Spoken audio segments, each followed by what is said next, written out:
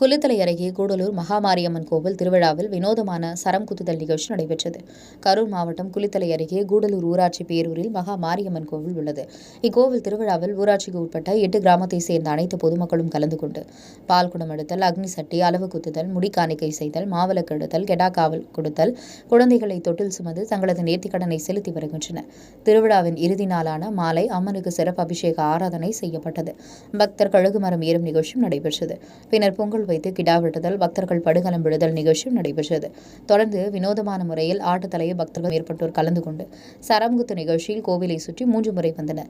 இறுதியாக 3வது முறையாக ஆட்டுத்தலையை சரியாக குத்திய வாலிபருக்கு விழாக்குழுவின் சார்பில் மாலை போட்டு வரவேற்றனர். தொடர்ந்து மஞ்சள் நீராட்டு விழாவும் நடைபெற்றது. இத்திருவிழாவில் கூடலூர் ஊராட்சிக்கு உட்பட்ட 8 கிராம பொதுமக்கள் கலந்து கொண்டு சாமி தரிசனம் செய்தனர். திருவிழாவில் பலரும் கலந்து கொண்டு சிறப்பித்தனர். உங்கள் பகுதியில் உடனுக்குடன் முக்கிய செய்திகள் உங்கள் விரல் நுனியில் காண எங்கள் தவசி நியூஸ் 24 சேனலை காண தவறாதீர்கள்.